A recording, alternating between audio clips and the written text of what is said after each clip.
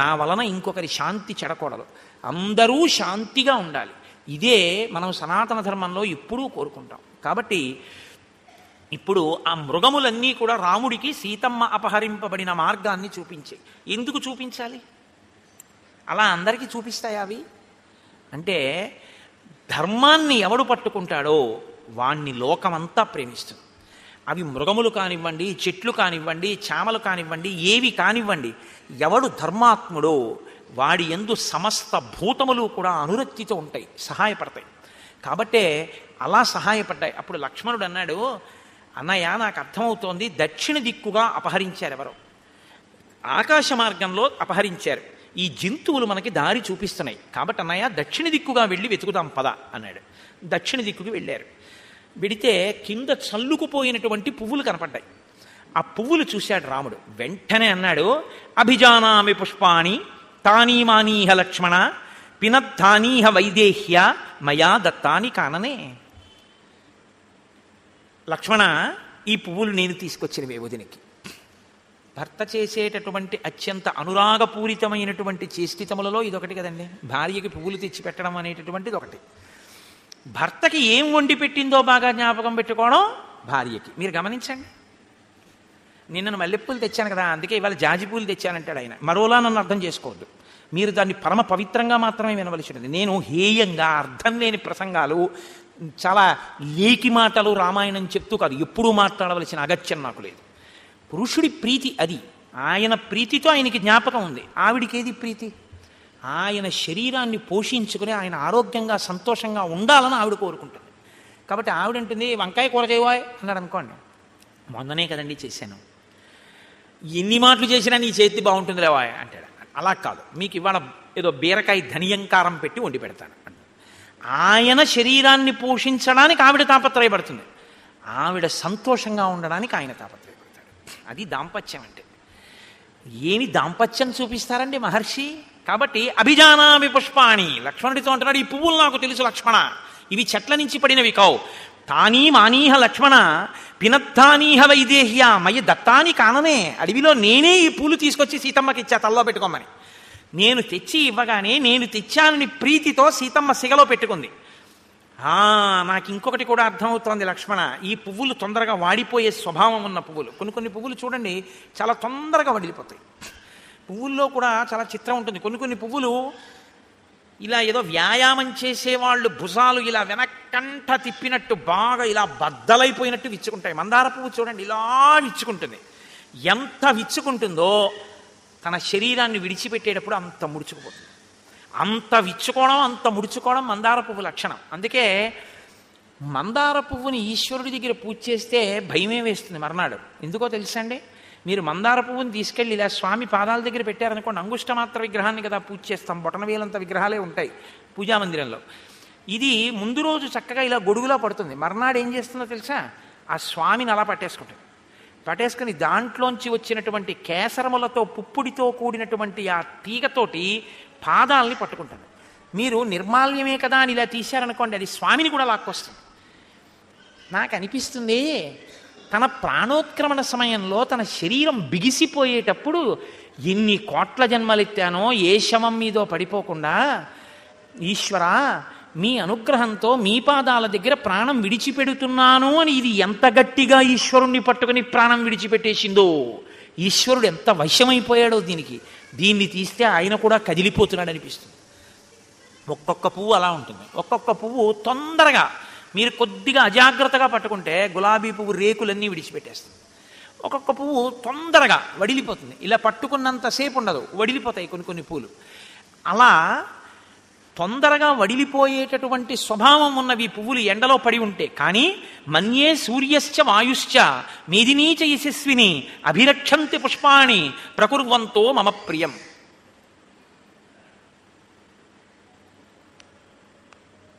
మన్యే సూర్యశ్చ వాయుశ్చ. ఈ పువ్వులు ఇంకా ఇక్కడ ఇలాగే ఉన్నాయి అంటే నేనేమనుకుంటున్నానంటే, సూర్యుడు వీటిని వడిలిపోకుండా కాపాడాడు. వాయుశ్చ, గాలి వీటిని దూరంగా ఎగరగొట్టకుండా గాలి రక్షించింది.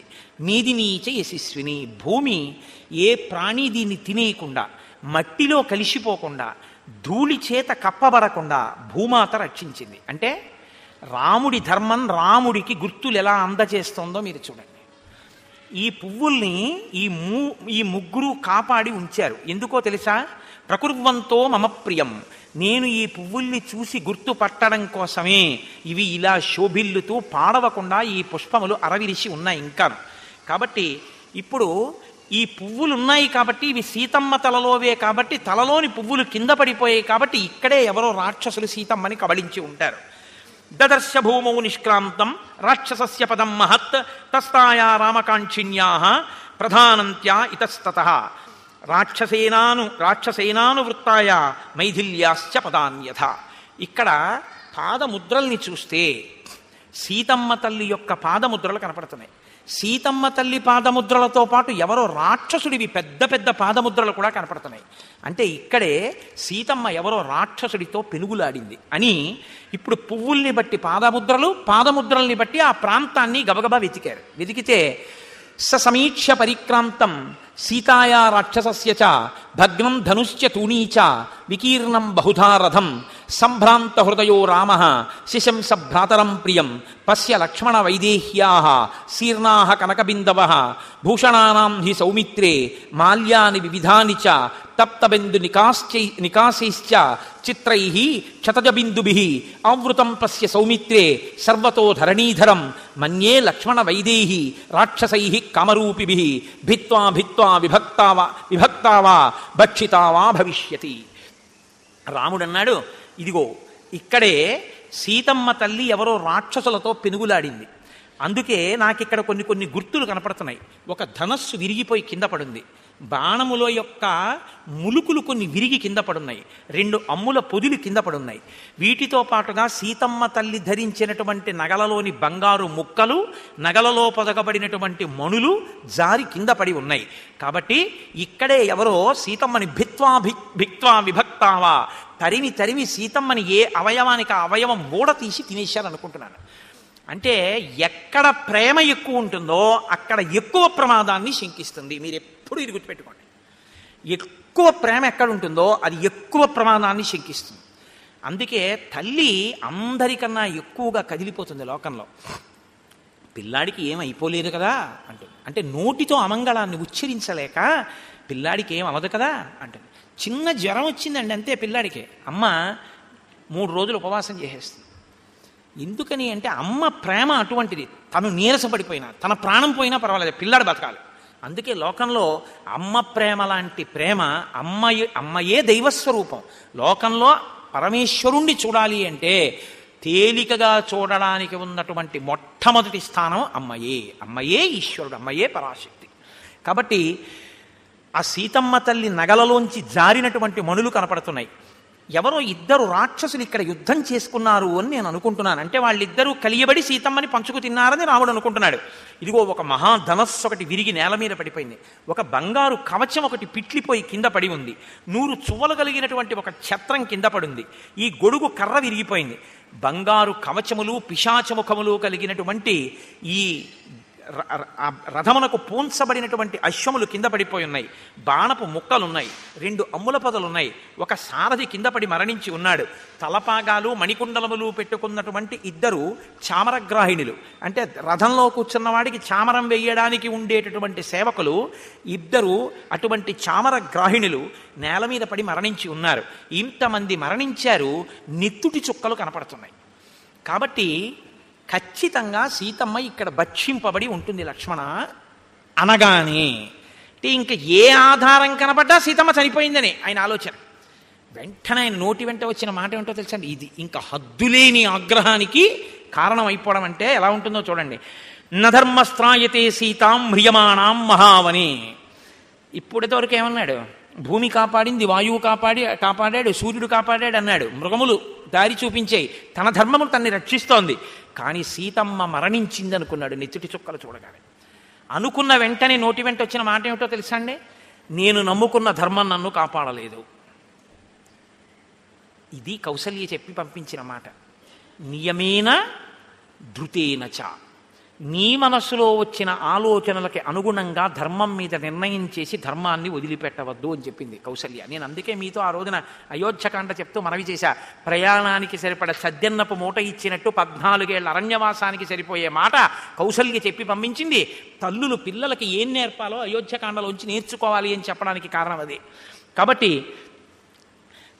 రామచంద్రమూర్తి బాధపడుతూ అంటాడు, కర్తారమసి లోకానాం శూరం కరుణవేదినం అజ్ఞానాదవమన్యేరన్ సర్వభూతాని లక్ష్మణ. లోకంలో ఎవరైనా ప్రతాపవంతుడైనటువంటి వాడు దయతో ప్రవర్తిస్తూ ఉంటే ధర్మబద్ధుడై చేతకానివాడు అనుకుంటుంది లోకం.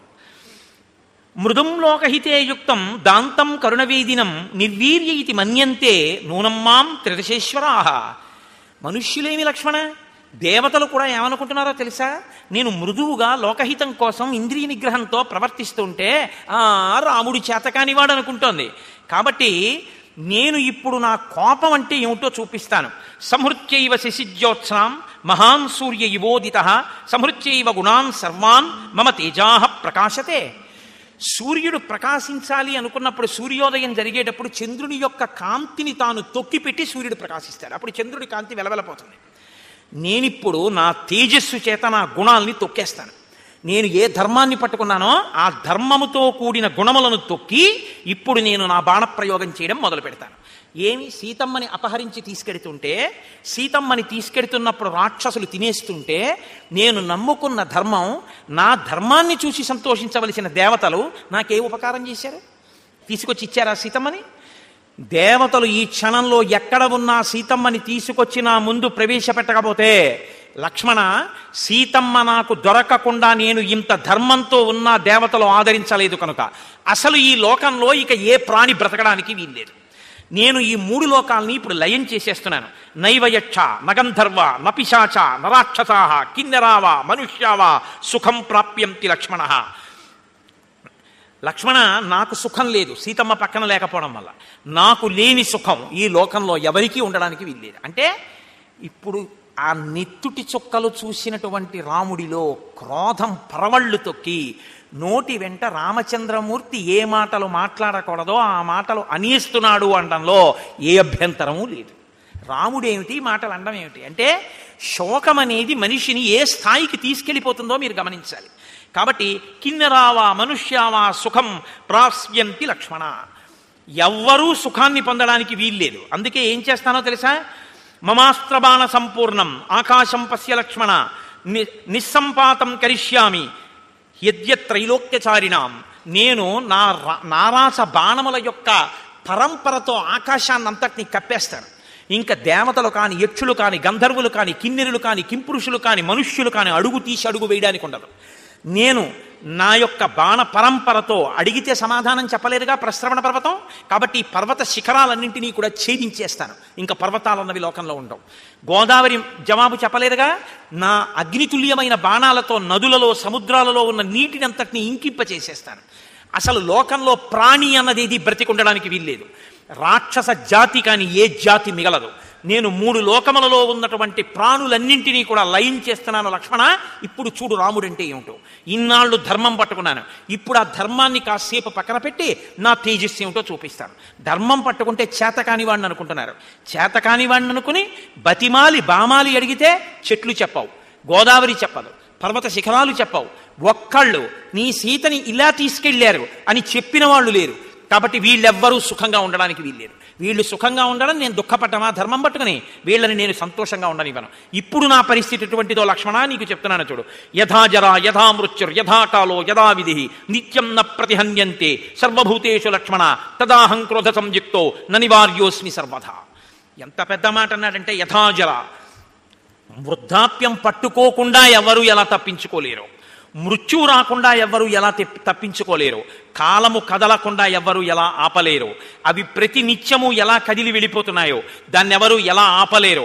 అలా లక్ష్మణ, ఇవాళ నా క్రోధాన్ని ఎవ్వరూ ఆపలేరు. తదాహం క్రోధ సంయుక్తో ననివార్యోస్మి సర్వథా. నా క్రోధాన్ని ఆపగలిగినటువంటి వాడు లేడు. కాబట్టి ఇప్పుడు నేను ఈ లోకాలన్నింటినీ కూడా లయం చేస్తున్నానన్నాడు. అంత శోకంలోంచి పెళ్ళుబికినటువంటి ఆ క్రోధంతో ధనస్సు పట్టుకుని నిలబడి బాణ పరంపరని పైకి తీసి సంధించడానికి సిద్ధపడుతున్న రాముని యొక్క రూపాన్ని లక్ష్మణుడు పుట్టిన దాదిగా ఇప్పటి వరకు చూడలేదు అంత కోపంతో. అంత రౌద్రమూర్తిగా ప్రకాశిస్తున్నటువంటి రాముణ్ణి చూసి వీక్షమాణం ధనుస్సజ్జం విశ్వసంతం పునఃపునః దగ్ధుకామం జగత్సర్వం యుగాంతేతు యథాహలం. యుగములు పూర్తయిపోయేటప్పుడు ప్రళయం సృష్టించే ముందు హరుడు ఎలా ఉంటాడో ఆ రుద్రుడు అలా ఉన్నటువంటి రాముణ్ణి చూసి తెల్లబోయి స్థాణు అయిపోయేట లక్ష్మణుడు. ఆయన అన్నాడు, అదృష్టపూర్వం సంక్రుద్ధం దృష్ట్వా రామంతు లక్ష్మణ అబ్రవీత్ ప్రాంజలిర్వాక్యం ముఖేన పరిశుష్యత. అంజలి కట్టి నమస్కారం చేసి కూర్చుని, అన్నయ్య నేను 4 మాటలు చెప్తాను వినన్నయ్య, నీకు ఇవాళ ఎంత క్రోధం వచ్చిందన్నయ్య అన్నాడు. పురా భూత్వా మృదుర్దాంత సర్వభూతహితే రతః న క్రోధవశమాపన్న ప్రకృతిం హతుమర్హసి. అన్నయ్య ఇన్నాళ్ళు నువ్వు మృదుర్దాంత చాలా మృదువైనటువంటి వాడివి అని పేరు, నువ్వు ఇంద్రియ నిగ్రహము కలిగిన వాడివి అని పేరు, సర్వభూతముల యొక్క హితాన్ని చేసేవాడివి అని పేరు. నా క్రోధవశమాపన్న, నువ్వు ఈ క్రోధం నిన్ను వశం చేసేసుకుంటే ప్రకృతిం హాతుమర్హసి. అన్నయ్య నువ్వు ఈ లోకాలన్నింటినీ పాడు చేసేస్తావా ఇవాళ? మీరు ఒకటి బాగా జ్ఞాపకం పెట్టుకోవాల్సి ఉంటుంది జీవితంలో. రాముని స్థితిని మీరు గమనించే ముందు మీరు కూడా ఒకటి ఎప్పుడూ గుర్తుపెట్టుకుని ఉండాలి. మనం అగ్నితో ఉపమానం వేసి కొన్నిటిని చెప్తాం. అగ్ని బయట ప్రకాశిస్తూ కనపడుతుంది. అలాగే దుఃఖాగ్ని, శోకాగ్ని అంటాం. శోకమనే అగ్ని, జఠరాగ్ని, లోపల పుట్టే అగ్ని. ఇందులో కొన్ని అగ్నులు ఏమిటో తెలుసా అండి? మీరు ఏదైనా దానికి సమర్పిస్తే ఊరుకుంటాయి. మీరు గమనించండి. జఠరాగ్ని, నాకు ఏదో కాస్త 9:30 10 అయ్యాక ఆకలేస్తుంది, వేస్తే నేను ఇంత పదార్థం ఇందులోకి పడేసాను అనుకోండి, అది ఊరుకుంటుంది మళ్ళీ రేపు ఉదయం వరకు, ఏమంది. అగ్నిహోత్రంలో పడేస్తే ఊరుకునే అగ్నిహోత్రాలు కొన్ని ఉంటాయి. మీరు ఏది వేసినా ఇంకా ప్రజ్వరిల్లే అగ్నిహోత్రాలు కొన్ని ఉంటాయి. మామూలు అగ్నిలో మీరు ఆజ్యం పోశారనుకోండి, ఊరుకుంటుందా? షస్ అని లేస్తుంది. వేసిన కొద్దీ లేస్తుంది తప్ప వేస్తే అనగాని అగ్నిహోత్రం ఒకటి ఉంటుంది. అలాంటి వాటిల్లో బయటి అగ్నిహోత్రం ఎటువంటిదో లోపల ఉండేటటువంటి అటువంటి అగ్నిహోత్రమే క్రోధాగ్ని. మీరు దగ్గరగా కూర్చుని నెయ్యి పోస్తే జ్వాల మీ మీదకి వస్తుంది. నాకు నెయ్యి పోసాడు కదా అనేం ఊరుకోదు. అలాగే మీ క్రోధాగ్ని ఏం చేస్తుందో తెలుసండి? ఎప్పుడు జ్ఞాపకం పెట్టుకోండి, క్రోధాగ్నికి ఎప్పుడూ పరావర్తనం ఉంటుంది, అంటే తిరిగి మీ మీదకి వస్తుంది. అది బంతి లాంటిది. మీరు ఎదురుగుండా గోడ ఉంది కదా అని మీ ఎదురుగుండా మీరు బంతి పెట్టి ఎంత గట్టిగా కొడితే అంత గట్టిగా తిరిగి మీ మీదకి వస్తుంది బంతి. మీ క్రోధం కూడా అంతే. క్రోధాగ్ని, బయట ఉండే అగ్ని, ఈ రెండు వేస్తే చల్లారేవి కావు, వేస్తే ప్రకోపిస్తాయి. అందుకే ఇప్పుడు నిజంగా రాముడు బాణాలు వేయడం మొదలెట్టాడు అనుకోండి, ఎంతమంది ఏడవడం మొదలెట్టినా పెరుగుతుంది తప్పని తరగదు. ఇప్పుడు దాన్ని చల్లార్చాలి అంటే ఒక్కటే ఒక్కటి ఉంటుంది. ఏమిటో తెలుసా అండి? తనంత తాను చల్లారాలి. తనంత తాను చల్లారాలంటే ఎవడో చెప్తే చల్లారుతుందని మీరు అనుకోకండి. చెబితే పుచ్చుకునే గుణం మీకుంటే చల్లారుతుంది. చెబితే చల్లారుతుందంటే అప్పుడు చెప్పినవాడు గొప్పవాడు. అలా అయితే నిన్న రావణుడు మారి ఉండాలి. చెబితే విన్నవాడు గొప్పవాడు. ఎంత కోపంలోనో తప్పు, అలా కొప్పడకూడదు నువ్వు అన్నారనుకోండి. నేను చెప్తున్నానయా పెద్దవాడిని, ఇంకా నా పెద్దరికానికి గొప్పతనం ఏమిటి? నేను చెప్తున్నాను అంతే, ఇక నువ్వు మాట్లాడడానికి వీల్లేదు, లోపలికి వెళ్ళిపో అన్నారనుకోండి. వెంటనే మీరు లోపలికి వెళ్ళిపోయారనుకోండి. ఇప్పుడు చెప్పినవాడు గొప్పవాడా, విన్నవాడు గొప్పవాడా అంటే విన్నవాడు చాలా గొప్పవాడు. తన క్రోధాన్ని వెంటనే కిందకి దింపేశాడంతే ఆ మాటకి. అంటే ఆయన నీకు ఇచ్చిన పెద్దరికం అంత గొప్పది, అంత గొప్ప హృదయం ఉన్నవాడు కాబట్టి ఆయనదా పెద్దరికం, చెప్పినవాడిదా పెద్దరికం నాకు చెప్పండి. రాముడి పెద్దరికం ఏమిటో ఇప్పుడు మనకి చూపిస్తారు మహర్షి.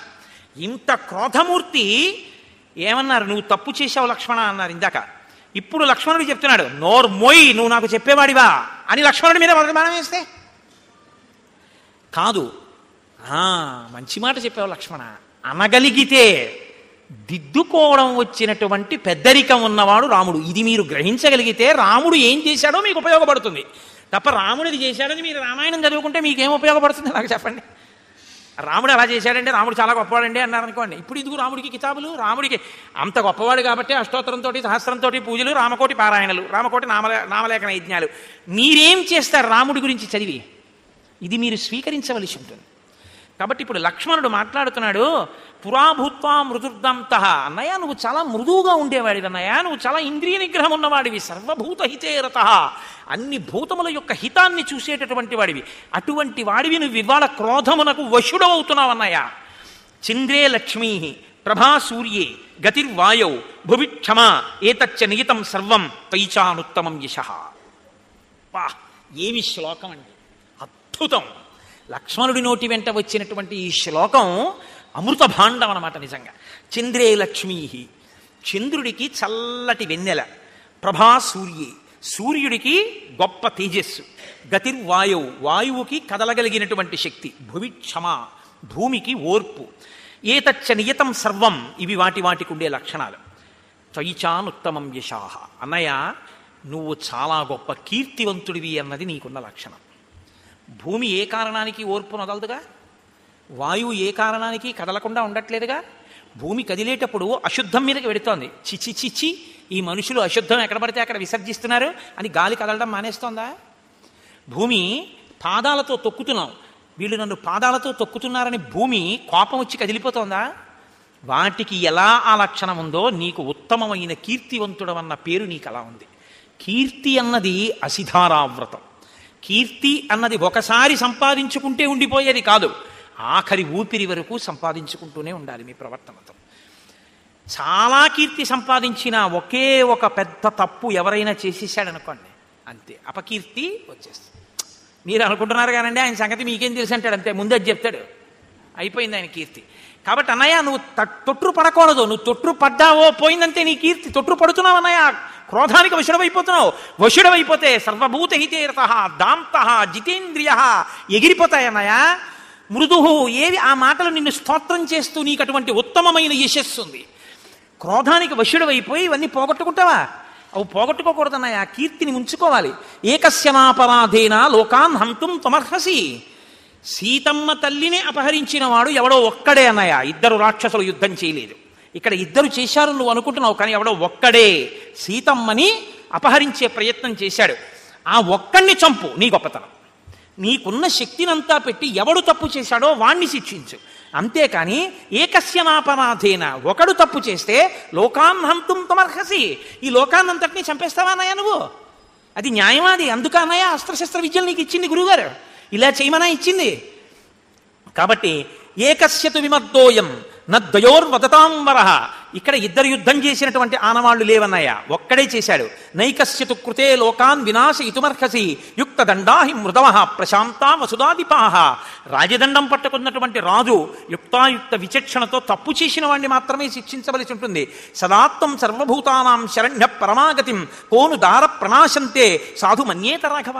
సర్వభూతములయందు నీకు అనురక్తి, సర్వభూతములకు నీ యందు అనురక్తి. అటువంటిది ఈ భూతములన్నీ కూడా నీ భార్యనెవడో అపహరిస్తే అవి సంతోషిస్తున్నాయని నువ్వు ఎలా అనుకుంటున్నావు? నువ్వు వాటిని ఎంత ప్రేమించావో అవి నిన్నంత ప్రేమించాయి. అవి నిన్నంత ప్రేమించాయి కాబట్టి నీ బాధలో అవి బాధపడుతున్నాయి కాబట్టే ఇందాక జంతువులు మనకి మార్గం చూపించాయి. నీకు ఉపకారం చేయనంత మాత్రం చేత బాధపట్టలేదని ఎక్కడుంది శాస్త్రం? అలా ఏం లేదే. నీవు భూతములను ప్రేమిస్తున్నావు కాబట్టి అవి నిన్ను ప్రేమించి తీరుతాయి. కాబట్టి అన్నయ్య ఇప్పుడు వాటిని ఎందుకు చంపేస్తానంటున్నావు? సరిత సాగరాహ శైల దేవగంధర్వదానవాహ నాలంతే విప్రియం కర్తుం దీక్షితస్యేన సాధన. అన్నయ్య ఇక్కడ ఉన్నటువంటి నదులు, నదములు, సముద్రములు, పర్వతములు, దేవతలు, గంధర్వులు వీళ్ళందరికీ కూడా నీవే శరణ్యం. వీళ్ళందరూ కూడా నిన్నే శరణు వేడుతారు. ఎవరైనా ఉపద్రవం కల్పిస్తే రక్షించమని నిన్ను అడుగుతారు. అటువంటిది నువ్వే వాటిని చెనకితే వాళ్ళు ఎవరిని అడుగుతారన్నాయా? వాల్మీకి మహర్షి యొక్క ఈ శ్లోకాన్ని తీసుకుని లోకంలో కథ చెప్తుంటారు. వెనకటికి రామచంద్రమూర్తి ఏదో గుణపం పెట్టి తవ్వుతుంటే ఆ గుణపం ఓ కప్ప మీద పడితే కప్ప ఏమనలేదు. అనకపోతే రాముడు చూసి అయ్యయ్యో నేను మరి గుణపం వేస్తున్నప్పుడు రామా నా మీద వేస్తున్నావు ఎందుకు అనలేదని అడిగట. నన్ను ఎవరైనా చెనకితే రామా నీకు చెప్పేవాడిని, నువ్వే చెనకితే నేను ఎవరికి చెప్పుకోనందిట కప్ప. అలా ఇవన్నీ నిన్ను శరణాగతి చేస్తాయి. అలాంటి నువ్వే వాటిని చంపేస్తే ఎవరికి చెప్పుకుంటాయన్నయ్యా?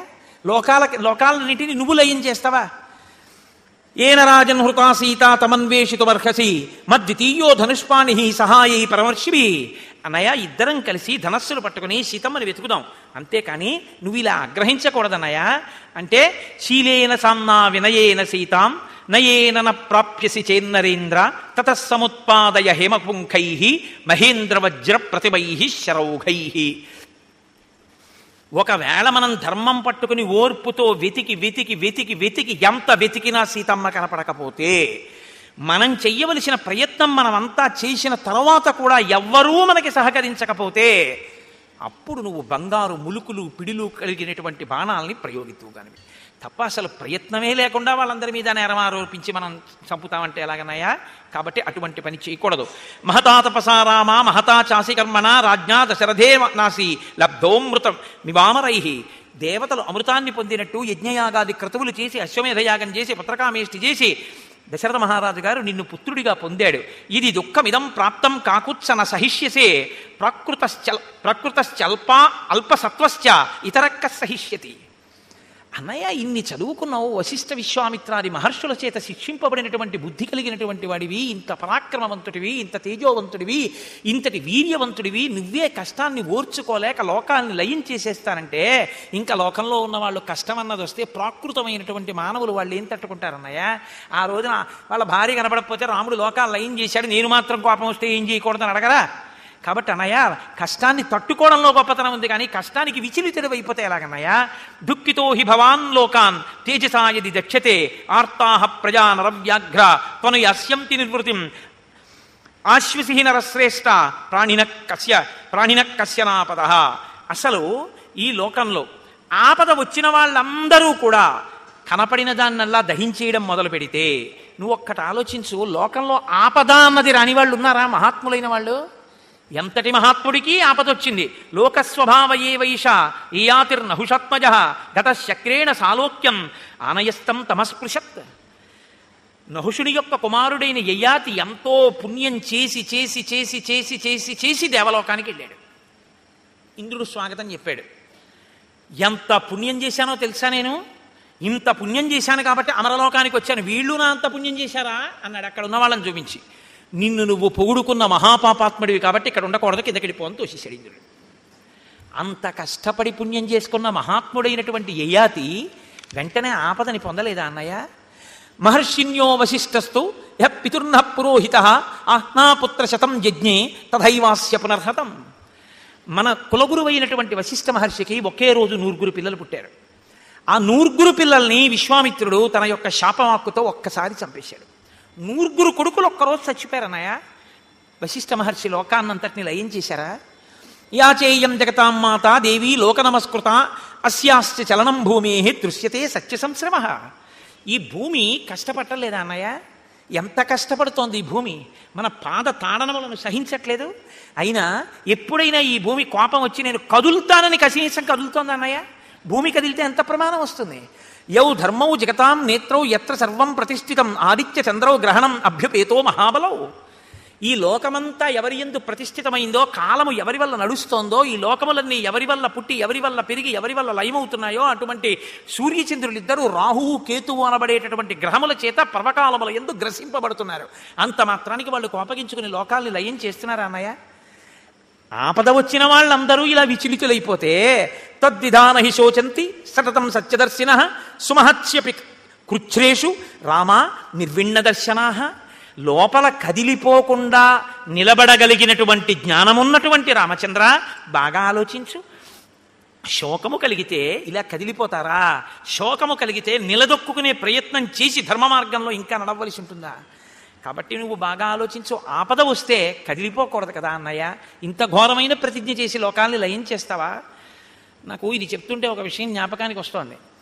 అంత కష్టపడి ద్రౌపది 5గురికి భార్య అయి 5గురికి సంతానాన్ని కంది. కురుక్షేత్ర యుద్ధం పూర్తయింది.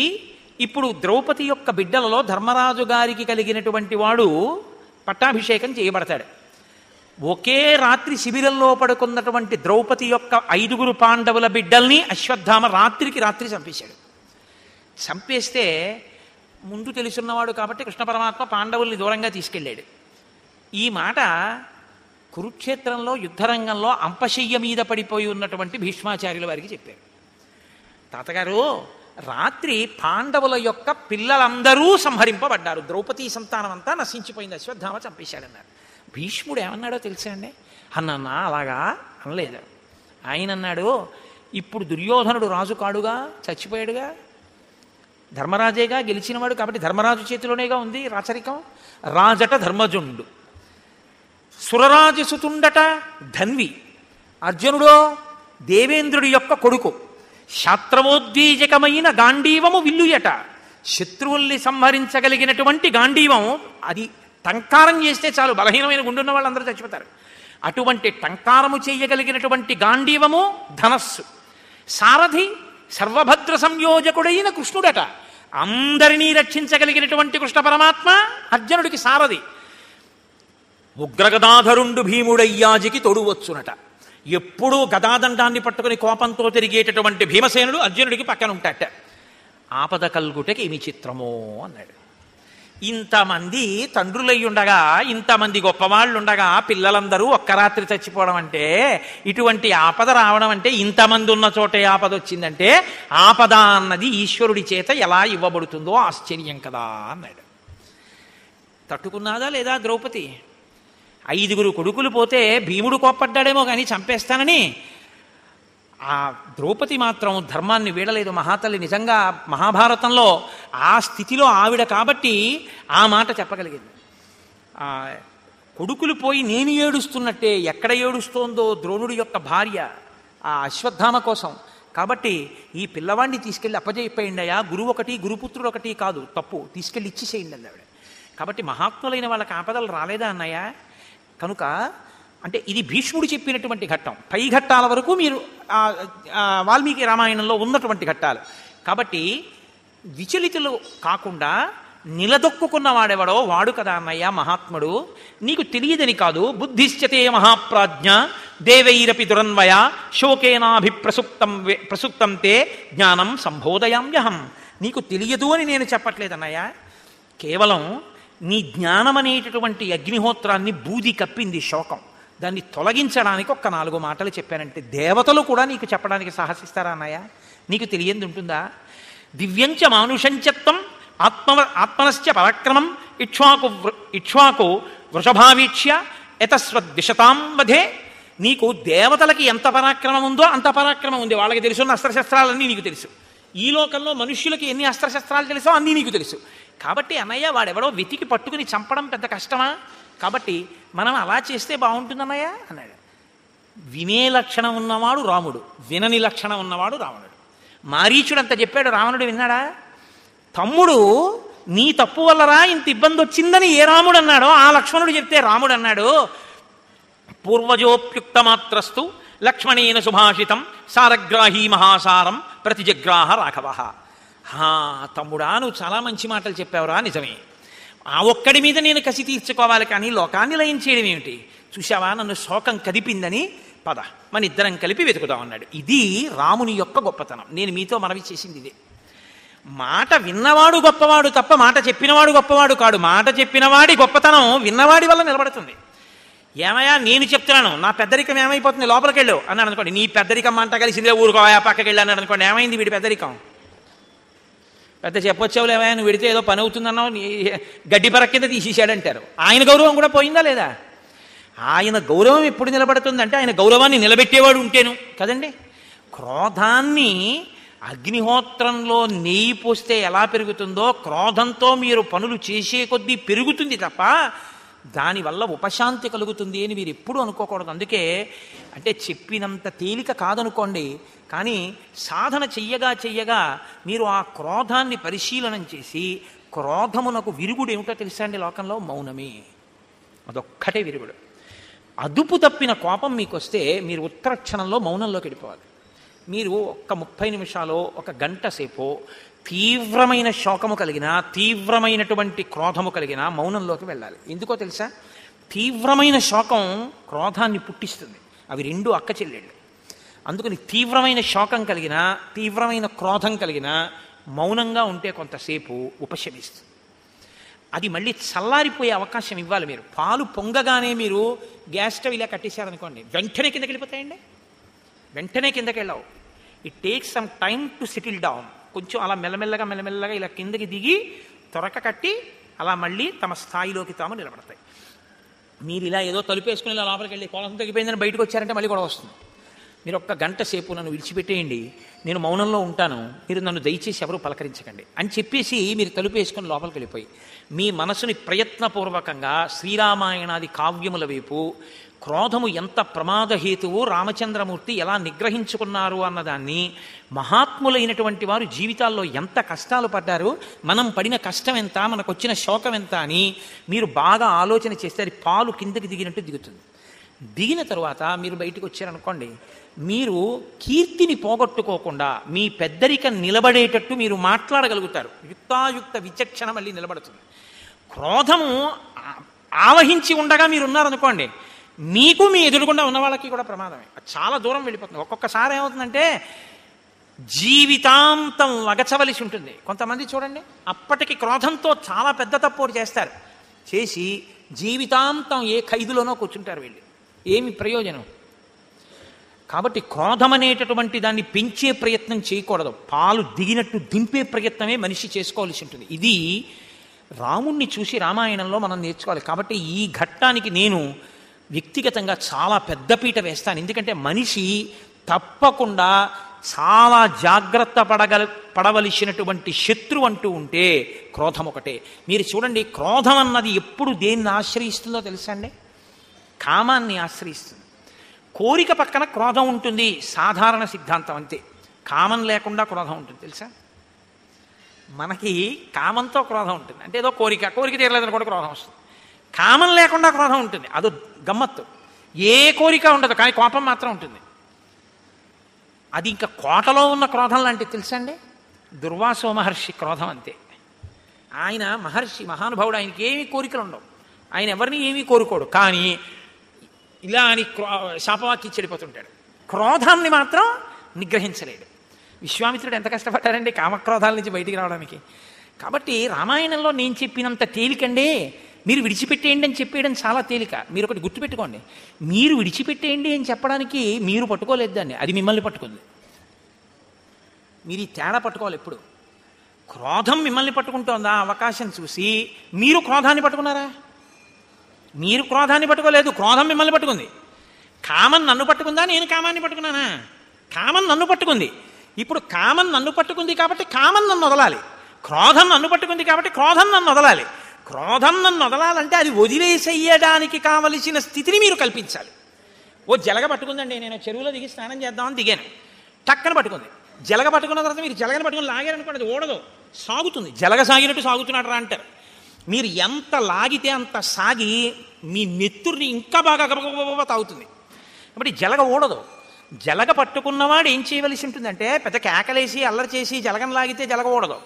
గబగబా పరిగెత్తుకు వెళ్ళి ఏం చేస్తారంటే కాస్త ముగ్గట్టుకొచ్చి జలగ ఎక్కడ పట్టుకుందో అక్కడ వేస్తారు. ముగ్గు తగలగానే, ముగ్గు అంటే మీకు తెలుసు కదా, అది కూడా మర్చిపోతే ఇంకా నేను చాలా కష్టం. వీధుల్లో వేస్తాము ఇంటి ముందు. ఆ ముగ్గు కానీ తగిలితే దాని నోటి దగ్గర అది వదిలేస్తుంది. ఒక్కొక్క ప్రాణికి ఒక్కొక్క లక్షణం. ఉడు ఉందనుకోండి, మీరు నడువుకో తాడు కట్టి దాని మూతికి కాస్త మధుర పదార్థం రాస్తారు. రాస్తే అది నాక్కుంటూ ఏం చేస్తుందంటే ఆ ముందు మధుర పదార్థం ఉందనుకుని ఎక్కేస్తుంది నిలువుగా ఉన్న గోడలాగా. దాన్ని ఏం చేస్తారంటే ఇంత ఎత్తెక్కింది, ఇంకా అంతకన్నా ఎత్తి ఎక్కక్కర్లేదు అనుకున్నప్పుడు నడువుకున్న తాడిని ఇలా అంటారు. అనగానే అదంతే ఇంకా అటుపోయి ఉండిపోతుంది అలాగా. ఇక మళ్ళీ అది కదలాలంటే మళ్ళీ మధుర పదార్థం రాయాలి దాని నోటికి, రాస్తే తప్పది కదలదు. అంతే, దాన్ని తాడట్టుకుని పైకి ఎక్కేస్తారు. ఒక్కొక్క ప్రాణిది ఒక్కొక్క లక్షణం, ఈశ్వరుడి విభూతి. ఇప్పుడు జలగ మిమ్మల్ని పట్టుకుంటే వదిల్చుకోవడానికి జలగని మీరు వదిల్చుకుంటారా? జలగకి ఇష్టం లేని పదార్థాన్ని చల్లి జలగ వదిలేసేటట్టు చేస్తారా? జలగకి ఇష్టం లేని మీరు చల్లాలి చేస్తే జలగ వదిలేస్తుంది. పావుని మీరు పిలిచారా? పావు మీ ఇంట్లోకి వచ్చిందా? పగయగల్గనేని పామున్న ఇంటిలో ఉన్నయట్లగాక ఎట్టులుండు అంటారు మహాభారతంలో. పగున్నవాడు ఎలా ఉంటుందంటే, పగగలిగిన వాడు ఉంటే పావున్న ఇంట్లో ఉన్నట్టు ఉంటుంది. పావున్న చోట చోళ్ళు చల్లాలి, జల్లితే మంత్రించిన చోళ్ళు జల్లితే పావు రాదు. క్రోధం మిమ్మల్ని పట్టుకుంది కాబట్టి ఇప్పుడు క్రోధం వదలాలంటే క్రోధం ఉండడానికి వీలు లేని పరిస్థితి మీరు కల్పించాలి. అది కల్పించడం హఠాత్తుగా క్రోధం వస్తుంది కానీ హఠాత్తుగా మీరు కల్పించలేరు. కాబట్టి మీరు దానికి సమయాన్ని ఇవ్వాలి. సమయాన్ని ఇవ్వాలంటే మీరు మౌనంలోకి వెళ్ళాలి. ఇది శ్రీరామాయణంలోంచి మనుష్యుడుగా బ్రతకడానికి చేసినటువంటి గొప్ప ఉపదేశం. ఈ ఘట్టాన్ని ఆధారం చేసుకునే మనిషి తన జీవితాన్ని మలుచుకోవలసి ఉంటుంది. అప్పుడే లోకం రామరాజ్యం అవుతుంది. అందుకే రామాయణం ఎంతకాలం చెప్పబడుతుందో, రామాయణం ఎంతకాలం వింటారో అంతకాలం మనుష్యత్వం ఉంటుంది అనడానికి కారణం అదే. కాబట్టి ఇప్పుడు ఇద్దరూ కలిసి వెతకడం మొదలుపెట్టారు. చాలా సంతోషించాడు రామచంద్రమూర్తి. తన యొక్క కోపాన్ని విడిచిపెట్టేశాడు. విడిచిపెట్టేసిన తరువాత వాళ్ళు అటుగా వెడుతుంటే తత పర్వత కూటాభం మహాభాగం ద్విజోత్తమం దదర్శ పతితం భూమౌ శతజాధ్రం జటాయుజం తం దృష్ట్వా గిరిశృంగాభం రామో లక్ష్మణమబ్రవీత్ అనేన సీతా వైదేహి భక్షితా నత్ర సంశయ గృధ్రరూపం జిదం రక్షో వ్యక్తం భవతి కాననే భక్షయిత్వా విశాలాక్షీం అస్తే సీతాం యథాసుఖం. ఎదురుగుంట జటాయువు కనపడింది. నెత్తుటితో ఉంది. నోట్లోంచి నెత్తురు నురుగు వస్తున్నాయి. దూరం నుంచి చూశాడు రాముడు. ఆయన హృదయమునకు స్వస్థత ఇంకా పూర్తిగా కలగలేదు. ఆయన ఎక్కడ నెత్తురు కనపడ్డా అది సీతమ్మ నెత్తురే అన్న భావనలో ఉన్నాడంటే నేను మీతో మనవి చేశానుగా, అలా ఉండొచ్చా అండి? నరుడి కథ. ఎక్కడ అతి ప్రీతి ఉందో అక్కడ ప్రమాదాన్నే శంకిస్తుంది. కాబట్టి ఆయన అన్నాడు, ఈ జటాయువు రాక్షసుడు పక్షి రూపంలో మనకి చెట్టు మీద కనపడ్డాడు. ఇప్పటి వరకు అసలు జటాయువుకి అప్పచెప్పాను కదా, ఏడని ఆయన అడగలేదు. అంటే ఆయన శోకంలో మరిచిపోయాడు జటాయు గురించి. ఇప్పుడు కనపడగానే ఏమనుకున్నాడంటే నెత్తురు చూసి, ఈ రాక్షస రూపంలో ఉన్న పక్షియే మన మిత్రుల్లా ఇన్నాళ్ళు మనతో ఉంది. మన ఇద్దరం బయటికి వెళ్ళగానే మీ ఇద్దరూ వెళ్ళాక రక్షిస్తానని అందుకే చెప్పింది అరణ్యకాండలో. కాబట్టి ఇప్పుడు మన ఇద్దరం వెళ్ళగానే ఇది సీతని తినేసింది. అందుకే నెత్తురు ఒళ్ళంతా ఉంది. చూడు ఇక్కడికి వచ్చి పడుకుంది, ఇక్కడికి వచ్చి కూర్చునింది. రథం ఎక్కడిది మరి? కవచం ఎక్కడిది? లేవు. ఎందుకు లేవు? మళ్ళీ వెంటనే పైకి రేగింది క్రోధం. కాబట్టి ఇప్పుడు దీన్ని చంపేస్తున్నానన్నాడు అని ఒక బాణాన్ని ధనస్సులో సంధించి గబగబా జటాయువు వైపుకి గురిపెట్టి విడిచిపెట్టబోతున్నాడు. వెంటనే ఆ జటాయు అంది, సీతాం ఆదాయ వైదేహీం ఉత్పపాత విహాయసం రక్షసా నిహతం పూర్వం నమాం హంతుం త్వమర్హసి. మాట్లాడలేక గొంతు పెగల్చుకుని ఆ జటాయు అంది, ఒక రాక్షసుడు సీతమ్మని ఆకాశ మార్గంలో తీసుకెడుతూ ఆమెని రక్షించే ప్రయత్నం చేస్తే రామా నన్ను చంపేశాడు, ఇక నువ్వు నన్ను మళ్ళీ చంపవద్దు. అంతే. వెంటనే ఆ ధనస్సు వదిలిపెట్టేశాడు. వదిలిపెట్టేసి పరిగెత్తుకుంటూ వెళ్ళి ఆ జటాయువు మీద పడ్డాడు. అప్పుడు చూశాడు, 2 రెక్కలు తెగిపోయి ఉన్నాయి, కాళ్ళు తెగిపోయి ఉన్నాయి. నా కోసం, నా భార్య కోసం యుద్ధం చేసి నీ ప్రాణాలని పణంగా పెట్టావు. అందరికీ ఇష్టమైంది ఏమిటంటే ప్రాణమే. ఆ ప్రాణమే పణంగా పెట్టేశావు నా కోసం, సీత కోసం. అటువంటి నిన్ను ఇంత మాట అన్నానని కౌగిలించుకుని, నువ్వు నా తండ్రి మిత్రుడవు, నాకు తండ్రితో సమానం అని కౌగిలించుకుని దాని మీద పడి ఏడిచి అన్నాడు, లక్ష్మణ, ఇప్పటి వరకు సీత కనపడలేదని శోకించాను. ఇప్పుడు నాకు సీత కనపడలేదన్న శోకం కన్నా ఈ జటాయువు మరణిస్తున్నాడని శోకిస్తున్నాను. ఈ శోకంతో పోలిస్తే ఆ శోకం గొప్పది కాదన్నాడు. విచిత్రం ఏమిటో తెలుసా అండి? ఒక్కొక్క శోకం ఇంకొక పెద్ద శోకంతో పోలిస్తే మందే ఉందిలేరా అంటాడు. మీరు చూడండి, 2 ఇళ్లలో దొంగతనం జరిగింది అనుకోండి. ఒక ఆయన ఇంట్లో బట్టలు కొట్టేసి ఒక ఆయన ఇంట్లో బట్టలు, వెండి, బంగారం, డబ్బు అన్నీ ఎత్తుకుపోయారనుకోండి. మందే ఉంది లేదు, మనం అదృష్టవంతులం, పర్వాలేదు, మహా అయితే ఏముంది 4 చీరలు పట్టుకోవడం ఏం పర్వాలేదు, పాపం పక్కింట్లో చూడంటాడు. అదే వీడింట్లో ఒకటే ఎత్తుకుపోయారనుకోండి, ఏడుస్తాడు. శోకాన్ని శోకంతో పోల్చి శోకమునందు సంతోషాన్ని పొందుతుంటారు. మానవ నైజం అండి ఇది. ఎంత గొప్పగా చూపిస్తుందండి రామాయణం నిజంగానే. రాముని యొక్క కృతజ్ఞతాభావం కూడా అటువంటిది. కాబట్టి ఇప్పుడు అంటాడు, రాజ్యాధ్రంశో వనే వాస సీతా నష్ట పితో మృత ఇదృశీయం మమాలక్ష్మీ నిర్దహేదపి పావకం. లక్ష్మణ చూసావా, ఇది బాగా జ్ఞాపకం పెట్టుకోవాలి మనం. ఇటువంటి సంఘటనలు మనం చిన్న కష్టం వస్తే విచలితులం అయిపోయి, అందులో ఈ రోజుల్లో సమాజంలో ఈ జాడ్యం ఎక్కువైపోయింది. పేపర్లలో చదివితే విచిత్రంగా ఉంటుంది. అమ్మ దెబ్బలాడిందని ఆత్మహత్య చేసుకున్న కూతురు, 10th క్లాస్ పోయిందని ఏట్లో దూకేసిన కొడుకు, ఏదో మాస్టర్ దెబ్బలాడారని ఉరిపోసుకున్నటువంటి విద్యార్థి, మార్కులు తక్కువ వచ్చాయని నిద్రమాత్రలు మింగేసినటువంటి ఓ పిల్లాడు, లేకపోతే పిల్లలు పుట్టలేదని భార్యాభర్త కలిసి ఆత్మహత్య. ఏమిటి నా బుర్ర అంటే, మనసులకు స్వస్థత లేదు. వాళ్ళకొచ్చిందే కష్టమన్న భావన తప్ప, ఇంతకన్నా చాలా కష్టాలు పడిన వాళ్ళు ఉన్నారు, వాళ్ళ కష్టం ముందు మన కష్టం ఏ పాటి అన్న భావన లేదు.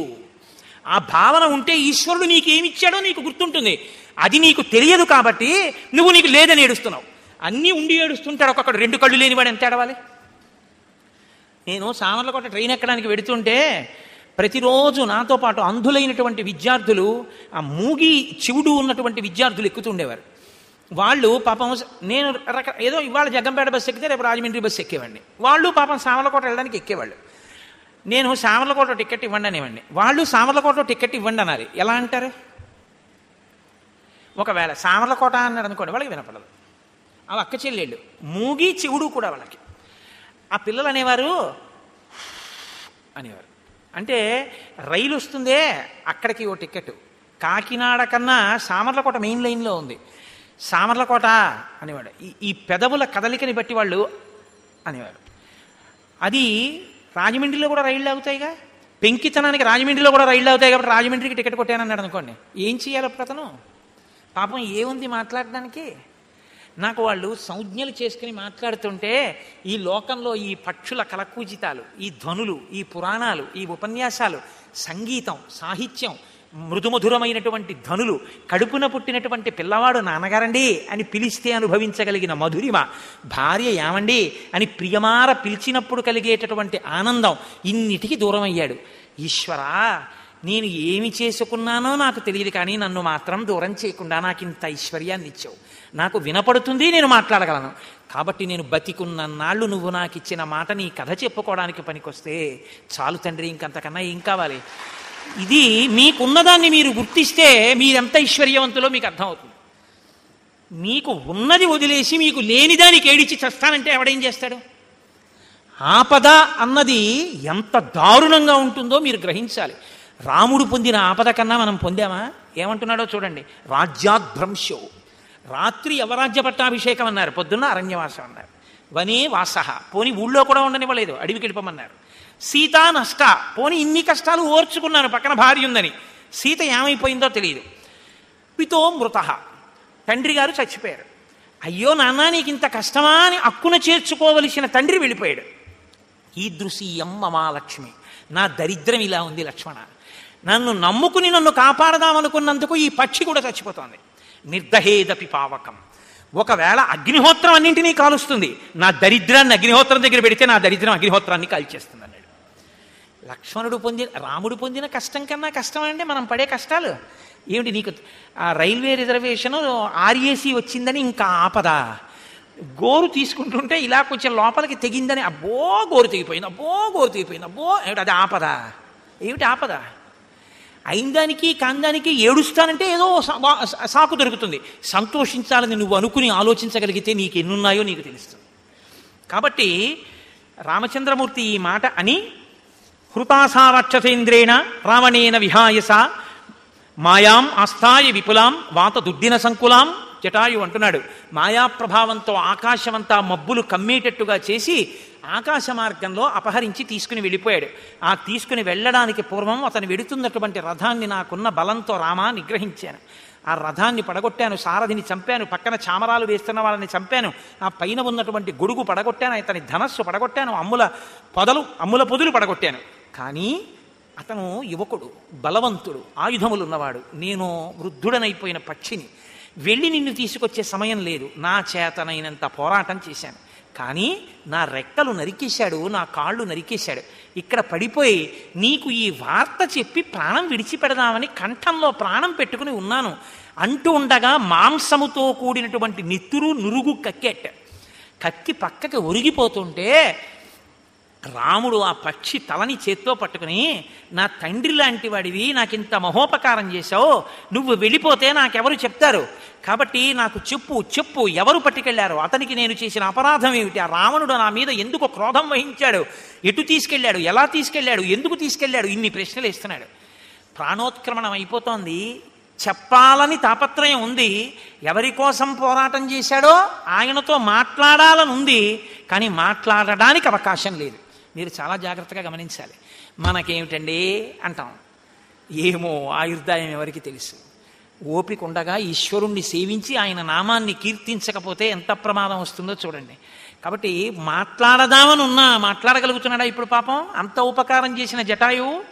కాబట్టి ఆఖరణ అన్నాడు, జ్యోతిష శాస్త్రం రామాయణం, మహానుభావుడు అంత ప్రాణం పోతూ కూడా యానయాతో ముహూర్తేన సీతాం ఆదాయ రావణ విప్రణష్టం ధనం క్షిప్రం తత్సామి ప్రతివజ్యతే విందోనామ ముహూర్తోయం సచ కాకుత్స నాబుధత్.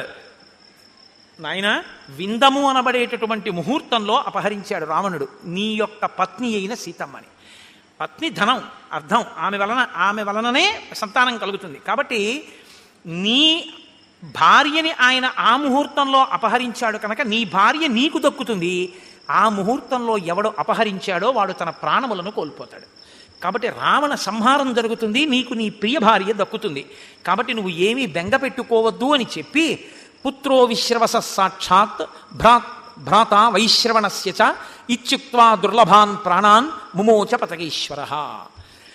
అన్ని ప్రాణులకు అత్యంత విలువైనదేదో ఆ ప్రాణములను ఆఖరణ అతి కష్టం మీద వాక్కుగా మార్చి విశ్రవసో బ్రహ్మ యొక్క కుమారుడు, కుబేరుడి తమ్ముడు, రావణ నామధేయుడు నీ భార్యని అపహరించాడు అన్న వాక్యాన్ని పూర్తి చేసి నోటి వెంట చటుక్కన మాంసముతో కూడిన నెత్తుటిని కక్కి రామచంద్రమూర్తి చేతులలోంచి ఒరిగి తల వాల్చి కనుగుడ్లు పైకొచ్చి శరీరం ఉన్న మిగిలిపోయిన కాళ్ళు శరీరావయవాల్ని బాగా వెంబగా చేసి ఆ బాధ తట్టుకోలేక ప్రాణాన్ని విడిచిపెట్టేశాడు జటాయు. రాముడు అన్నాడు, చాలా దుఃఖించారు రామలక్ష్మణులు ఇద్దరూ ఆ పక్షిని చూసి. తండ్రి పోయినంత ఏడ్చాడు. ఏడ్చి సౌమిత్రే హరకాష్టాని నిర్మధిష్యామి పావకం గృధ్రరాజం దిదక్షామి మత్కృతే నిధనం గతం. నా కోసం మరణించినటువంటి ఈ జటాయు ఉందే, దీనికి అంత్యేష్టి సంస్కారం చేస్తాను. కాబట్టి కర్రలు పట్టుకొచ్చి చితి పేర్చి కర్రని కర్రతో రాపాడించు. పుట్టినటువంటి అగ్నిహోత్రంతో ఈ పక్షిని మనం అంత్యేష్టి సంస్కారం చేద్దాం. నాథం పతకలోకస్య చితమారోప్య రాఘవ ఇమం దక్ష్యామి సౌమిత్రే హతం రౌద్రేణ రక్షస. రౌద్ర రూపంతో ఉన్నటువంటి రాక్షసుని చేత వధింపబడినటువంటి ఆ పక్షి రూపాన్ని పొంది ఉన్న ఆ జటాయువు యొక్క శరీరాన్ని నుంచి ప్రాణము వినిర్ముక్తమైన తరువాత ఆ శరీరాన్ని తీసుకెళ్లి చితి మీద పెట్టి అగ్ని సంస్కారాన్ని రామచంద్రమూర్తి తండ్రికి చేసినట్టు చేశారు. ఆయన మహానుభావుడు ఆ అంత్యేష్టి సంస్కారంలో పఠించేటటువంటి మంత్రములను కూడా ఆ సమయంలో పఠించాడు. ఇక్కడ మీరు ఒక విషయాన్ని కొంచెం జాగ్రత్తగా గమనించాలి. ఎందుకు ఈ పని చేయడం? రాముడు పక్షి కదా, వదిలి వెళ్ళిపోవచ్చు కదా. అంత్యేష్టి సంస్కారము అనేటటువంటిది సనాతన ధర్మంలో అంతర్భాగం. ఒక అపురూపమైనటువంటి సృష్టి ఈశ్వరుడి చేత చేయబడిన ప్రాణి మనుష్యుడు. నేను ఇప్పుడు దాని గురించి ఉపన్యాసం చెప్పడం కుదరదు కానండి, మీకు నేను ఒక్క మాట చెప్తాను. ఈశ్వర సృష్టిలో ఉన్న గొప్పతనం చూడండి.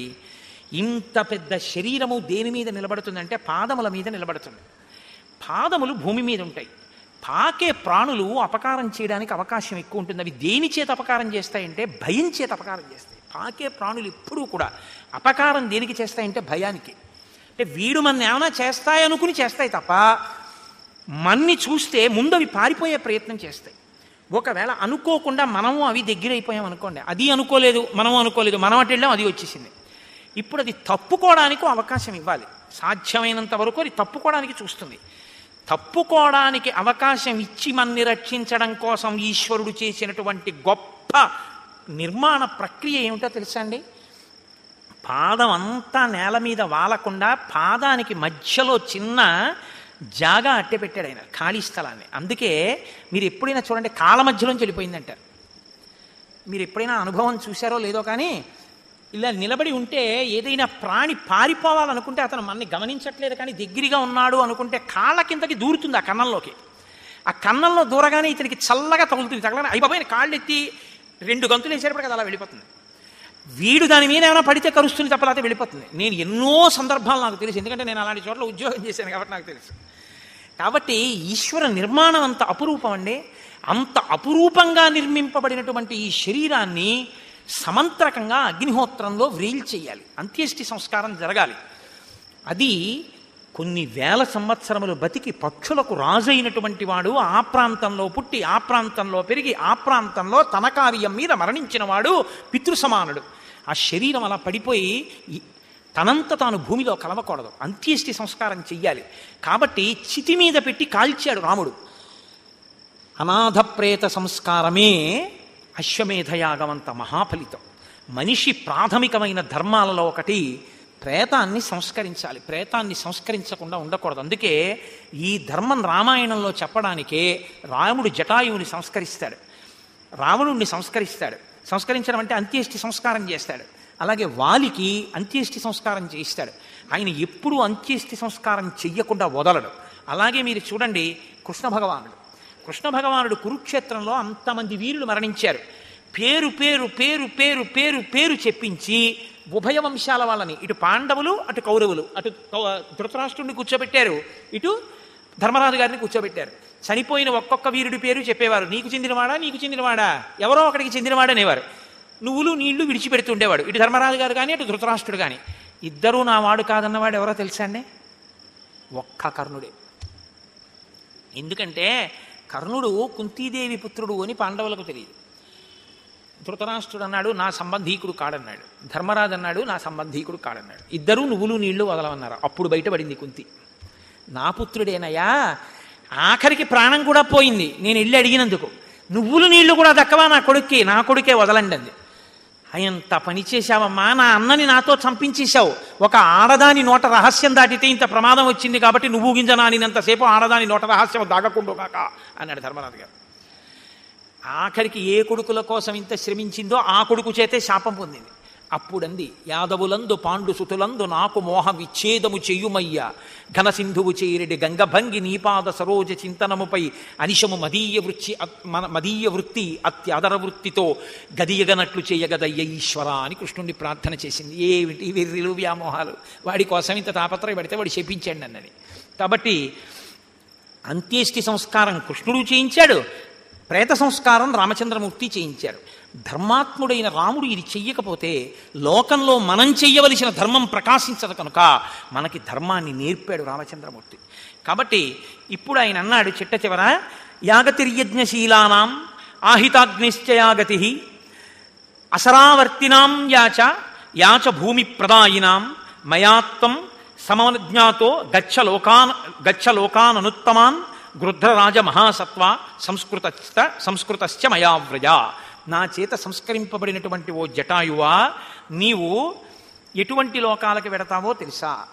ఎప్పుడూ యజ్ఞములు చేసే అలవాటు ఉన్నవారు ఏ లోకమును పొందుతారో, గార్హ్యపత్యాగ్ని, దక్షిణాగ్ని, ఆహవనీయాగ్ని అనబడేటటువంటి త్రేతాగ్నులను, 3 అగ్నులను ఎప్పుడూ నిరంతరము సేవించే వాళ్ళు ఏ లోకములు పొందుతారో ఆ లోకాన్ని, అలాగే భూమిని గొప్పగా పంట భూమిని దానం చేసినటువంటి వాళ్ళు ఎటువంటి లోకమును పొందుతారో అటువంటి లోకాన్ని, లోకంలో సన్యాసం తీసుకున్నటువంటి సన్యాసులు ఎటువంటి ఉత్తమ లోకాలు పొందుతారో అటువంటి లోకాల్ని గచ్చలోకాన్ అనుత్తమాన్, అటువంటి లోకములను ఆ ఆజ్ఞ చేత నువ్వు పొందుతున్నావు అని జటాయువుకి ఉత్తమ లోకములను రాముడు కటాక్షించాడు.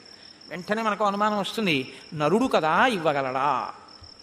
నరుడు సత్యేన లోకాంజైతి దీనేన్ దానేన రాఘవా గురున్ శుశ్రూషయాం ధనుషా ఇది శాస్త్రవాన్. నిరంతరము సత్యధర్మములు పట్టుకున్నటువంటి మహాత్ముడైన వాడెవడున్నాడో ఆ పురుషుడే పురుషోత్తముడు. వాడు తన మాట చేత ఎవరికి ఏదైనా కృప చేయగలడు. మీకు నేను బాగా ఈ విషయంలో నమ్మకం కలగాలంటే ఒక ఉదాహరణ చెప్తా. ఇప్పటికీ నాకు ఆయన మిత్రుడు, మా గోపాలకృష్ణ గారికి బాగా తెలుసు.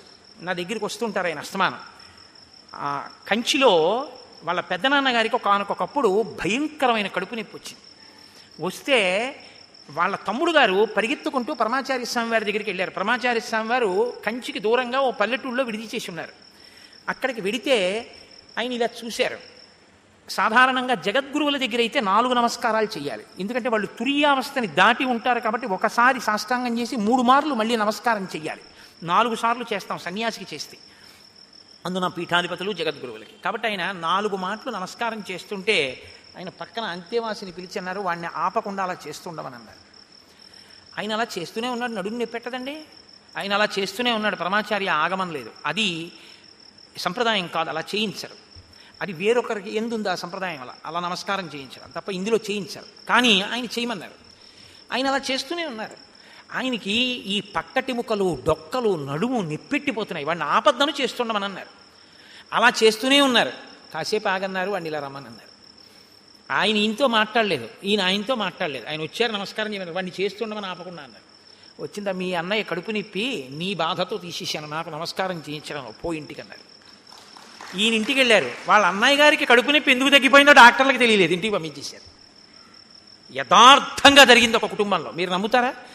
ఆ కుటుంబంలో వాళ్ళ పినతండ్రి గారు అబ్బాయి నాకు అత్యంత సన్నిహితుడు, నా దగ్గరికి అస్తమానం వస్తుంటారు. ఆయన మహాత్ములు చేయగలరు, సత్యధర్మములను అనుష్ఠించిన మహాత్ములు చేయగలరు. శృంగగిరి పీఠంలో చంద్రశేఖర భారతీస్వామి వారు పీఠాధిపత్యం వహించినటువంటి రోజుల్లో ఇప్పుడున్నంత గొప్పగా పీఠం అప్పుడు ఉండేది కాదు. వర్ణనలను బట్టి వీధిలో అంటే ఆ తుంగానదిని దాటి అవతల వైపు ఉన్నటువంటి జగద్గురువుల యొక్క ఆశ్రమానికి యువతల ప్రాంగణంలో ఒక గదిలో కొంతమంది ఆడవాళ్ళు దిగారు. ఒక తల్లి ఓ పిల్లవాడితో దిగింది. భర్త వద్దు వద్దంటుంటే ఆ కొడుకుని తీసుకొచ్చింది ఆవిడ. జగద్గురువులు సాయంకాలం అసుర సంధ్య వేళ దాటిన తర్వాత చంద్రమౌళీశ్వరారాధన చేస్తారు. ఆవిడ వెళదాం అనుకుంటోంది. ఈ పిల్లాడు కళ్ళు తేలేశాడు. ఈ మిగిలిన వాళ్ళు అన్నారు అక్కడ ఆరాధన అవుతుంటుంది, మేము వెళ్ళి ఎవరైనా ఉంటే పంపిస్తాం, వాళ్ళు డాక్టర్ దగ్గరికి తీసుకెడతారని. అప్పుడు పెద్ద జనం ఉండేవారు కాదు, వాళ్ళు వెళ్ళిపోయారు, ఎవ్వరూ లేరు. ఈవిడ పిల్లాడిని చూసింది, వాడు పొయ్యి బారిపోయాడు, నల్లగా అయిపోయి వాడి శరీరం వదిలిపెట్టేశాడు. ఈవిడ ఇంటికి వెడితే భర్త చంపేస్తాడు, వద్దన్నాను తీసుకెళ్ళావు, ఏం జరిగింది, ఎందుకు పోయాడని. ఆవిడికి ఏం చెయ్యాలో తెలియక బయటికి వస్తే చూస్తే కటిక చీకటి, తుంగానదిని దాటాలి అంటే వారధి ఉంది కానీ చీకట్లో దాటి వెళ్ళాలి. ఇప్పటికే అక్కడ పాము బమ్మేసి జాగ్రత్త, బివేర్ ఆఫ్ స్నేక్స్ అని బోర్డులు ఉంటాయి. కాబట్టి ఇప్పుడు ఆవిడ భయపడిపోయి ఆ పిల్లాడిని అక్కడ పెట్టుకుని తలెత్తి చూస్తే చంద్రశేఖర భారతి ఫోటో కనపడింది ఆవిడకి. ఆవిడ ఆయన వంక చూసి, ఆ ఫోటో వంక చూసి ఆవిడ ఫోటో అనుకోలేదు, జగద్గురువులే అనుకోలేదు. స్వామి నా కొడుకు చనిపోయాడు, చంద్రమౌళీశ్వరారాధన చూడ్డానికి వచ్చాను, మీరు జగద్గురువులు ఈశ్వరుడితో సమానమైన వారు, నాకు పుత్రభిక్ష పెట్టండి అని ఏడిచింది. ఆవిడ ఏడిచి చూసేటప్పటికీ పిల్లాడు నవ్వుతూ లేచి అమ్మ కొంగట్టుకున్నాడు. ఆవిడ పిల్లాడిని చంకనేసుకుని పరుగు పరుగున తుంగానదిని దాటి చంద్రమౌళీశ్వరారాధన జరుగుతున్నటువంటి గురునిలయంలోకి పరిగెత్తింది ఆవిడ. అప్పుడే చంద్రమౌళీశ్వరారాధన పూర్తయిపోయి చంద్రశేఖర భారతీ స్వామి లోపలికి వెళ్ళిపోతున్నారు. ఆవిడ పరుగు పరుగున వెళ్ళింది దగ్గరికి. ఆయన వెళ్ళిపోతూ ఆగకుండా ఇలా చూసి, ఏమి నీ కొడుకు కావాలన్నావు, ఇచ్చాం, సంతోషమా అంటూ వెళ్ళిపోయారు లోపలికి. ఎలా తెలిసింది? సత్యధర్మములను అనుష్ఠించగలిగినటువంటి మహాపురుషులకి తెలుస్తుంది. చంద్రశేఖర భారతీ సమాధిలో ఉండగా చంద్రశేఖరేంద్ర సరస్వతి ఏదైనా వర్తమానం పంపిస్తే ఆయన బయటికి వచ్చి కూర్చుని ఉండేవారు. పరమాచార్యుల వారు కులాసాగా ఉన్నారా అని ఆ వర్తమానం అందుకుని చదివి ఆయన ఏదో వేద సమ్మేళనం జరిపిస్తున్నారంటే చాలా సంతోషం అని చెప్పి మళ్ళీ లోపలికి వెళ్ళిపోయేవారు. ఆ సమయానికి ఆయన బయటకు వచ్చేవారు. మహాత్ములు మాట్లాడుకుంటారు, వాళ్ళకి అన్నీ తెలుస్తాయి. సత్యధర్మములను ఎవడు అనుష్ఠిస్తాడో వాడికి కర్తలామలకములు, కానీ అవన్నీ పట్టు కూర్చోరు, అదే పనిగా అవన్నీ ప్రదర్శిస్తూ కూర్చోరు. అది అవసరము అనుకున్నప్పుడు ఒక్కసారి వాళ్ళు అనుగ్రహిస్తే ఏదైనా చేసేస్తారు, ప్రాణభిక్ష కూడా పెట్టేస్తారు. అంతే. ఎన్ని జరిగాయో శృంగగిరి పీఠంలో ఇలాంటివి. ఎత్తుకుపోయిన యంత్రాలు ఎక్కడున్నాయో చెప్పేశారు పీఠాధిపతులు, ఎన్ని జరిగాయో. ఏమండి? కాబట్టి మహాత్ములే. నమ్మకపోతే మన కర్మ, అంతే, మన అపనమ్మకం. కానీ సత్యధర్మములు పట్టుకోగలిగిన వాడికి ఎప్పుడూ ఆ శక్తి ఉంటుంది. కాబట్టి గచ్చలోకాన్ అనుత్తమాన్, నువ్వు ఆ లోకములకు వెళ్ళు అని జటాయుని పంపగలిగాడు రామచంద్రమూర్తి. ఎందుకు అంటే అటువంటి సత్యధర్మములను అనుష్ఠించాడు కాబట్టి. అంతటి మహానుభావుడైనటువంటి రామచంద్రమూర్తి యొక్క అత్యద్భుతమైన జటాయు సంస్కారము, ఆయన మోక్షాన్ని పొందడం. వాళ్ళిద్దరూ స్నానం చేసి, రామలక్ష్మణులు ఇద్దరూ కూడా తండ్రికి ఎలా చేస్తారో అలా కందమూలాలు తెప్పించి పిండములు చేసి అక్కడ పెట్టి దర్భల మీద పిండ ప్రదానం చేశారు. యామ్య సూక్తంతో తద్దినం పెట్టారు. నీళ్లల్లో దిగి జలతర్పణ ఇచ్చి ఉదకశాంతి చేసి ఆయన ఉత్తమ లోకాలు పొందాడు అని అప్పుడు రామలక్ష్మణులు మళ్ళీ సీతమ్మని అన్వేషించడం ప్రారంభం చేశారు. కాబట్టి రామచంద్రమూర్తి ఒక మహాద్భుతమైనటువంటి ధర్మాన్ని నిర్వర్తించినటువంటి ఈ ఘట్టం దగ్గర ఇవాల్టి ఉపన్యాసాన్ని పూర్తి చేసి రేపు సాయంకాలం మళ్ళీ 6:30 పునః ప్రారంభం చేద్దాం. ఒక్కసారి మనం 11 మాటలు రామనామం చెప్పుకుందాం. నోరుండడం ఎంత గొప్ప ఇప్పుడే కదా చెప్పుకున్నాం. కాబట్టి ప్రణవమను ఓంకారనాద బ్రహ్మమే శ్రీరామనామము, రామనామము రామనామము రమ్యమైనది రామనామము, జన్మ మృత్యు రహస్యమిరిగి జపించవలె శ్రీరామనామము, రామనామము రామనామము రమ్యమైనది రామనామము, పసితనంబున అభ్యసించిన పట్టుబడు శ్రీరామనామము, రామనామము రామనామము రమ్యమైనది రామనామము, నిర్మలంబగు శోధ చేసిన నేర్వదగు శ్రీరామనామము, రామనామము రామనామము రమ్యమైనది రామనామము, మరణకాలము నందు ముక్తికి మార్గమగు శ్రీరామనామము, రామనామము రామనామము రమ్యమైనది రామనామము, పాలుమీగడ్డ పంచదారల పక్వమే శ్రీరామనామము, రామనామము రామనామము రమ్యమైనది రామనామము, మేరుగిరి శిఖరాగ్రమందున మెరయుచున్నది రామనామము, రామనామము రామనామము రామనామము రమ్యమైనది రామనామము. పండు వెన్నెల కాంతి కలిగిన బ్రహ్మనాదము రామనామము. రామనామము రామనామము రమ్యమైనది రామనామము. శివుడు గౌరికి బోధ చేసిన చిన్మయము శ్రీరామనామము. రామనామము రామనామము రమ్యమైనది రామనామము. జానకీ హృత్కమల మందున అలరుచున్నది రామనామము. రామనామము రామనామము రమ్యమైనది రామనామము. మంగళంబగు భక్తితో పాడిన శుభకరంబగు రామనామము. రామనామము రామనామము రమ్యమైనది రామనామము. ఇవాళ ఒక్క విషయాన్ని మనం అదనంగా చెప్పవలసి ఉంటుంది. ప్రతిరోజు కూడా మనం సంప్రదాయంలో ఏమిటంటే 2 మాటలు చెప్పాలి ఒక శ్లోకాన్ని. ఒక రోజు మొత్తం మీద ఒక సూర్యోదయం నుంచి మరినాటి సూర్యోదయం లోపల 2 మాటలు చెప్పాలి ఒక శ్లోకాన్ని. సదాశివ సమారంభాం శంకరాచార్య మధ్యమాం అస్మదాచార్య పర్యంతాం వందే గురు పరంపరాం. ఈ శ్లోకం ఒక రోజులో 2 మాటలు చెప్పాలి ప్రతి మనిషి అని. ఇవాళ అందున వైశాఖ శుక్ల పంచమి, మళ్ళీ ఏడాది తర్వాత వస్తుంది. మహానుభావుడు శంకరుల యొక్క పుట్టినరోజు అంటే అదొక పెద్ద పండగే నాకు. కాబట్టి ఆ శ్లోకాన్ని ఇవాళ ఒక్క 2 మాటలు చెప్దాం. చాలా గొప్ప తిథి కనుక. సదాశివ సమారంభాం సదాశివ సమారంభాం శంకరాచార్య మధ్యమాం శంకరాచార్య మధ్యమాం అస్మదాచార్య పర్యంతాం అస్మదాచార్య పర్యంతాం వందే గురు పరంపరాం వందే గురు పరంపరాం. సదాశివ సమారంభాం సదాశివ సమారంభాం శంకరాచార్య మధ్యమాం శంకరాచార్య మధ్యమాం అస్మదాచార్య పర్యంతాం అస్మదాచార్య పర్యంతాం వందే గురు పరంపరాం. వందే గురు పరంపరాం. మంగళాశాసనపరైః మదాచార్య పురోగమైః సర్వైశ్చ పూర్వైరాచార్యైః తత్కృతాయాస్తు మంగళం. మంగళం కోసలేంద్రాయ మహనీయ గుణాత్మనే చక్రవర్తి తనూజాయ సర్వభౌమాయ మంగళం.